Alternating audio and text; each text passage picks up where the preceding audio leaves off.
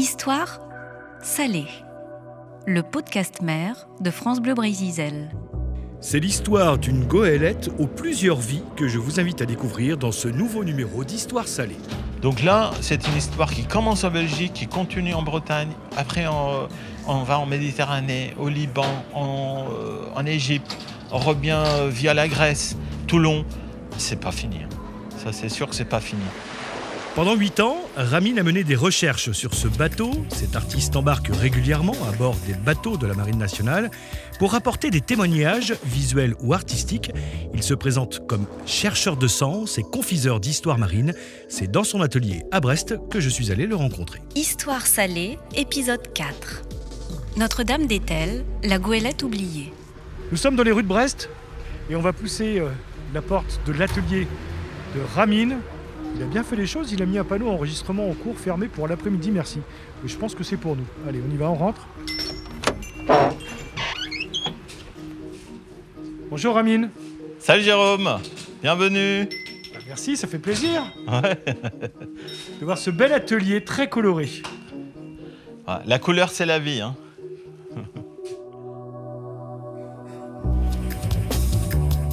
La goélette, Notre-Dame d'Étel, une goélette oubliée, mais dont on va se souvenir grâce à toi, à ton travail, à tes recherches. C'était vraiment le but de remettre le nom et la physionomie de ce bateau sur les étagères de l'histoire. C'était injuste que tous ces gens qui ont œuvré à bord de ce bateau aient été oubliés, et aussi le bateau lui-même qui a contribué à la renaissance d'une marine d'après-guerre. Je pense que j'ai fait mon action, ma BA historique. Juste avant qu'on rentre dans le détail de cette histoire assez incroyable et de son parcours, moi j'aimerais savoir d'où t'est venue l'idée au tout départ, comment tu as entendu parler de cette histoire? En fait, c'est une carte postale que j'ai trouvée. Et on voit un bateau et surtout l'indication qu'il y a au dos. C'est marqué une goélette de l'école navale en manœuvre en rade de Brest. Et quand on regarde, c'est ni la Belle Poule ni l'Étoile. Il n'y a pas de voile de hunier, il n'y a pas de cabane sur le pont. Et qu'est-ce que c'est que ce bateau? Et comme c'est une carte postale des années 50, c'est pas très ancien. Je montre ça à des amis, même des historiens locaux. Personne n'arrive à me dire de quoi on parle et quel est le nom de ce bateau. Et donc, en fait, avant que ça devienne une histoire, c'était juste une carte postale. Et voilà, c'était le début de la recherche. Suivre le fil, tirer les fils, et 8 ans après, voilà, tout est retracé. C'est vrai que la Belle Poule et l'Étoile, ce sont deux navires connus de la Marine nationale, mais celui-là, il était tombé dans l'oubli, quoi. Et personne se disait, mais c'est quoi ce bateau? Oui, ça a été une de mes interrogations. Pourquoi on l'a oublié? Sûrement qu'elle n'a pas eu un passé très riche au sein de la marine, seulement une dizaine d'années, une quinzaine d'années, et que cette goélette n'avait pas été fabriquée pour la marine. Donc on n'avait pas le même soin ou le même respect vis-à-vis de son histoire. Alors que c'était une goélette aussi des forces navales françaises libres, comme la Belle Poule et l'Étoile. Alors justement, on va parler de l'histoire de cette goélette. L'histoire de sa construction, pour commencer. En fait, donc, on a bien dit, il n'y a pas de voile de hunier, donc c'est ce qu'on appelle une goélette franche, ou goélette latine. Parce que la plupart des goélettes de Méditerranée n'ont pas cette voile carrée sur le mât avant. Un équipage de 5 personnes, donc facilement manœuvrable, un bateau très solide et pas très compliqué, construite en Belgique, mise à l'eau en 1919, pour but de servir un peu le bateau hôtel du large pour les pilotes qui embarquaient avec leur literie, leur nourriture et qui séjournaient à bord. On les emmenait d'un endroit à l'autre de la mer du Nord pour essayer de démarcher des bateaux clients pour que le pilote monte à bord du cargo ou au paquebot et offre le service de pilotage pour aller par exemple au port d'Anvers. Et donc voilà, une vie courte finalement, parce que de 1919 à 1922, elle n'a pas beaucoup servi. Et rapidement, on a commencé à construire les bateaux motorisés performants pour gagner les marchés, évidemment. Et la voile du travail a été petit à petit reléguée au second rang. Et voilà, on a décidé de les bazarder, de les vendre au domaine. Alors justement, on va continuer à raconter l'histoire de ce bateau. Qu'est-ce qui devient ensuite ? La réputation de ces bateaux-là était portée auprès de tout le monde maritime, parce que très bien construit, du bois exotique. Et donc lorsque le gouvernement belge les met en vente, des Bretons s'intéressent à ces bateaux-là pour faire de la pêche ou du cabotage. Un Lorientais du nom de Moguer achète 5 exemplaires. Il en met 2 à la pêche et 3 au négoce du vin, puisque le monsieur était négociant en vin et spiritueux basé à Lorient. Il transforme les bateaux, les motorise, c'est la première motorisation. Et notre bateau, qui s'appelait en Belgique P14, a son premier nom, Notre-Dame d'Etel. Etel étant dans le Morbihan. Absolument. Le port d'Etel. Et le bateau est immatriculé à Lorient, mais basé à Etel. L'équipage, c'est des marins du coin. Et voilà, Notre-Dame d'Etel, le nom de la paroisse d'Etel. On pratique la pêche au chalut, chalut à perche, l'hiver surtout, sur le plateau continental, les poissons plats. Et puis l'été, quand les nattes de thon arrivent, on fait la pêche au thon avec les tangons. Un peu comme les dindés qu'on connaît, le biche et comme ça. Voilà. C'est quoi les tangons ? Tangons, c'est des perches qu'on arbore là, dans ce cas-là, dans le cas d'une goélette, sur le mât avant. Et lorsqu'on veut pêcher, on ouvre un peu comme les bras et puis les hameçons traînent derrière. Ensuite, changement radical de vie, elle va partir en Méditerranée pour servir de yacht. Absolument. C'est-à-dire que la pêche n'a pas trop bien marché, la goélette n'était pas faite pour ça, et les pertes financières étaient importantes. Donc le propriétaire met en vente sa goélette, et en 1926, c'est un chansonnier du nom de Marcel Paulet qui a eu beaucoup de succès avec des pièces et des musiques un peu grivoises, un peu festives, justement de la Belle Époque, achète et transforme le bateau au chantier de Kérouman, au bord de la rivière du Ter, donc une transformation en goélette de luxe, très confortable. Et le bateau part en Méditerranée pour être basé à Antibes. À partir de là, le marin navigue, enfin c'est pas un marin, c'est un yachtman, il embauche des équipages, souvent bretons, et il fait des navigations en Grèce, Italie. Ses rapports, ses récits de navigation sont publiés dans des revues de l'époque. Et voilà, la goélette vit une vie de bateau de loisirs jusqu'en 1935. Là, une autre vie commencera. Yacht en Méditerranée, donc, nouveau changement de vie. Nouveau changement de vie. Là, c'est un égyptologue un peu ésotérique, un peu alchimiste, du nom de Schwaller de Lubich. Alors, c'est pas son vrai nom, c'est un nom de baptême alchimique. René de Aubier, de son nom d'état civil. Et qui l'achète et il fait des navigations en Méditerranée. Et ce monsieur-là était à la recherche de la substance magique qui se trouvait dans les verres de couleur rouge des vitraux des cathédrales d'Europe. Il va dans les bibliothèques d'abbaye, il va étudier le verre dans son laboratoire en Suisse. Et il travaille aussi sur les dessins des temples égyptiens. C'est un monsieur un peu mystérieux. Donc en 1938, ce monsieur est à Majorque avec son bateau, sa compagne. Et la guerre d'Espagne chasse tout le monde. Il demande donc un visa à l'Égypte pour aller continuer ses travaux plutôt égyptologues. Et s'en va pour Alexandrie. Là, le commandant du bateau, c'est Charles Gruenet, un Malouin, un ancien capornier. Et la période trouble de la guerre arrive. Voilà, le bateau arrive à Alexandrie.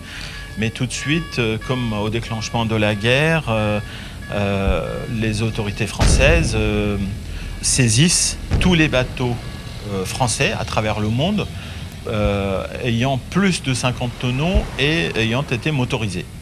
Alors pourquoi faire, on ne sait pas, mais on saisit peut-être que ça pourra participer à l'effort de guerre. Et comme le commandant, Charles Gruenet, était capitaine de réserve, on lui dit monsieur, vous prenez votre bateau, votre équipage, et vous partez à Beyrouth, vous mettre en rapport avec le commandant de marine au Liban, et vous verrez ce qu'on va vous dire de faire. Donc là, on est dans cette nouvelle partie de l'histoire de la goélette. On est à l'approche de la Seconde Guerre mondiale. Non, on est là, ça y est, c'est déclaré, la guerre est déclarée. On est en 1939 et j'ai oublié de préciser qu'entre-temps le bateau avait changé de nom. Notre-Dame-des-Tels avait été transformé en Dukinva Aesios II. Et là, la goélette s'appelle Aesios II. Et qu'est-ce qu'on peut faire avec ce bateau? On décide de s'en servir comme patrouilleur à voile sur le long des côtes du protectorat français du Liban et de la Syrie, entre donc la Turquie et l'Égypte, puisque la Turquie s'était déclarée neutre dans cette guerre et l'Égypte était entre les mains des Anglais. On surveille les côtes. Mais très vite arrive l'armistice, la France signe l'armistice, il n'y a plus de conflit. À cet endroit-là, le protectorat français du Liban se déclare neutre aussi.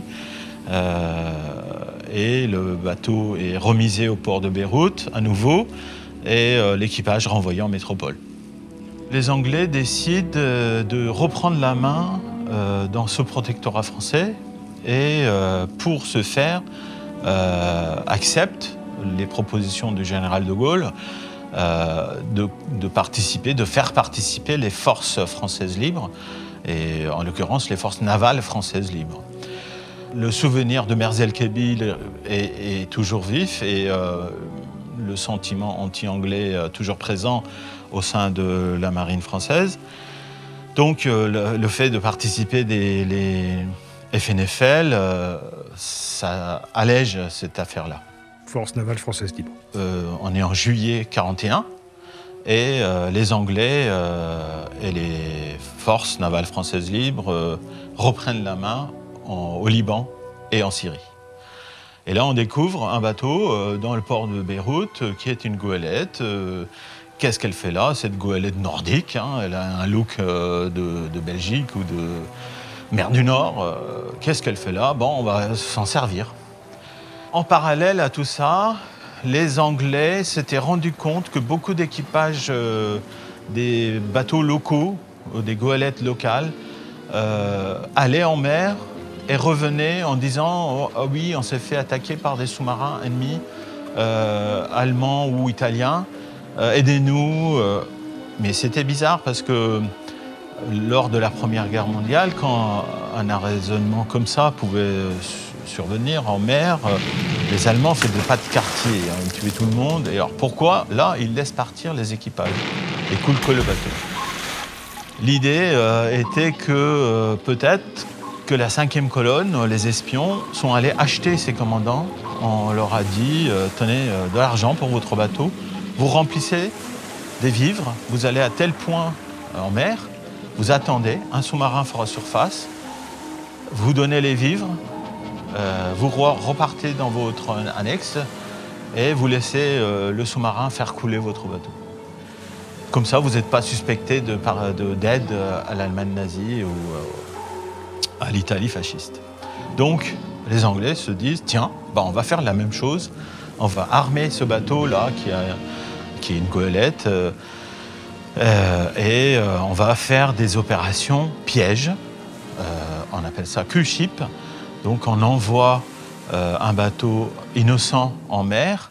Mais lorsque le sous-marin sort pour piller le bateau ou agresser, eh ben, on découvre l'artillerie qui était cachée et on tape dans le sous-marin. Donc pour réarmer ce bateau-là, les FNFL se disent bon, on prend tous les volontaires qui sont là, des Vietnamiens, des Sud-Américains, des Arabes, des Bretons, des Français, un Polonais qui devient le commandant de cet équipage de corsaires, puisque c'est un acte de corsaire. Et on arme la goélette, on la modifie un petit peu pour qu'elle ait moins le look mer du Nord. Hein. Elle est particulièrement armée à ce moment-là, la goélette. Hein. Oui, c'est le voilier le plus armé de toute la guerre. Plusieurs canons mitraillettes sur le pont.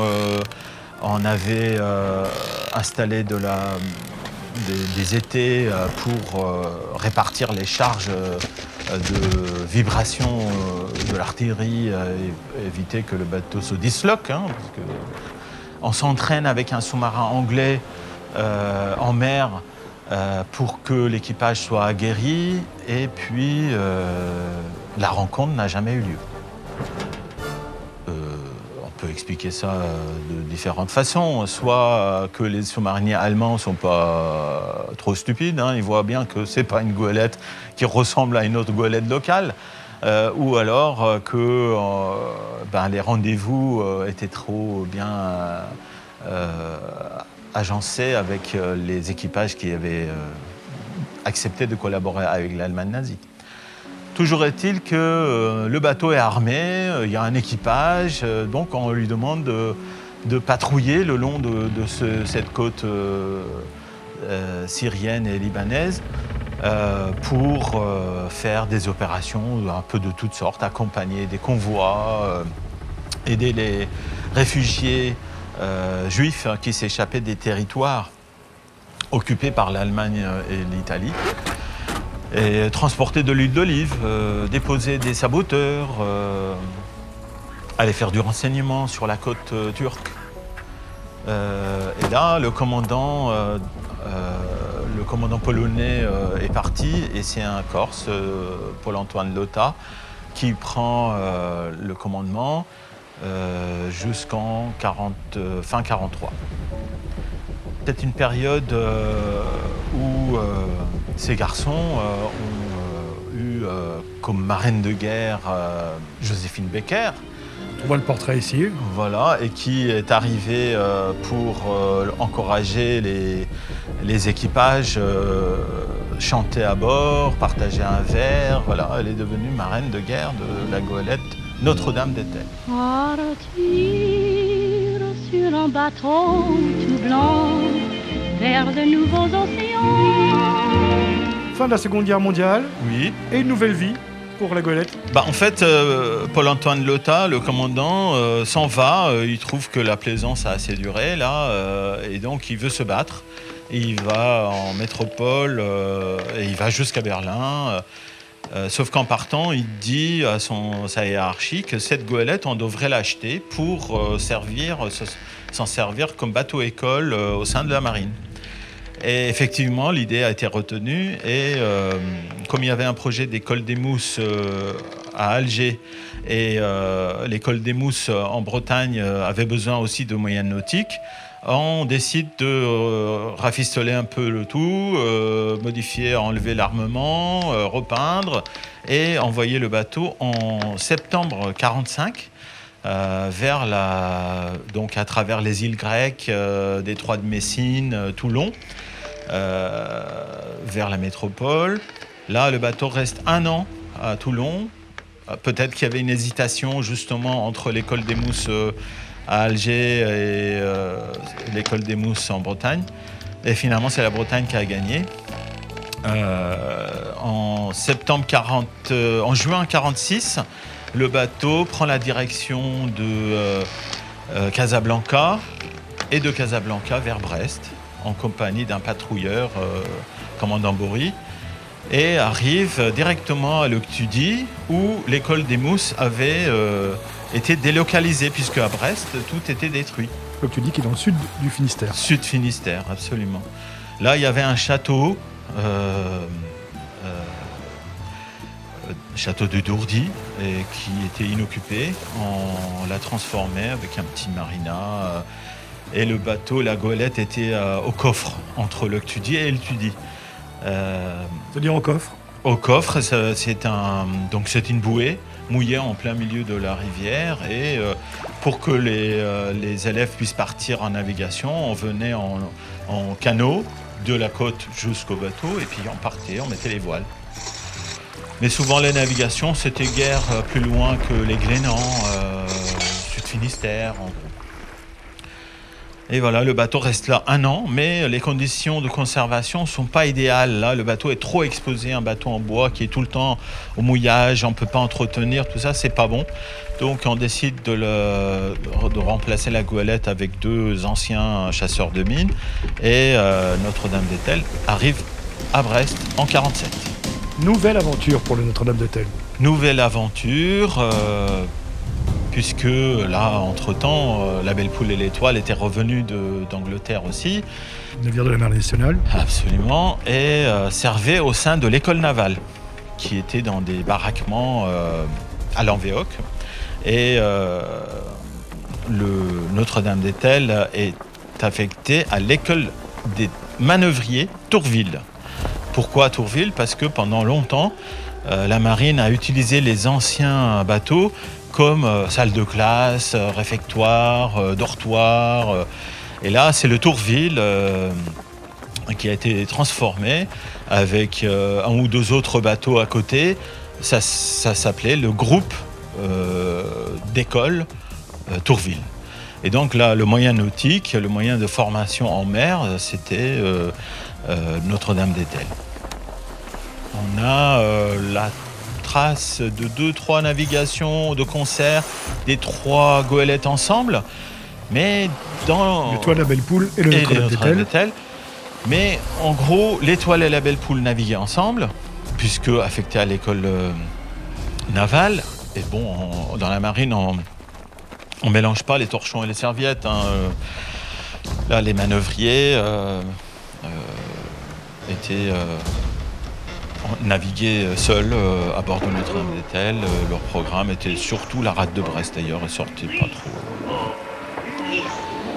Là, la goélette sert une dizaine d'années donc à l'école des manœuvriers.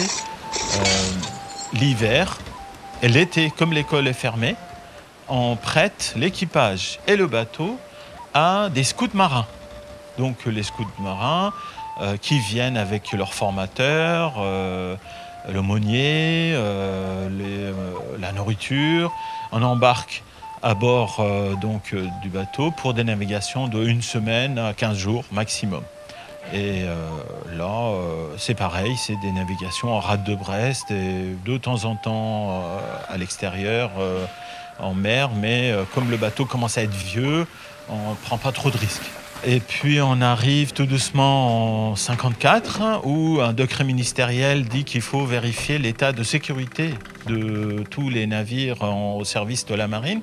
On met en cale sèche, on vérifie, le bois est pourri, les vibrations de la Deuxième Guerre mondiale n'ont pas fait du bien, et donc il faudra faire de gros travaux qu'on évalue à l'équivalent de 2 dindés tonniers, par exemple, qu'on pourrait acheter dans le quartier maritime de Groix. Bon, ça vaut pas le coup.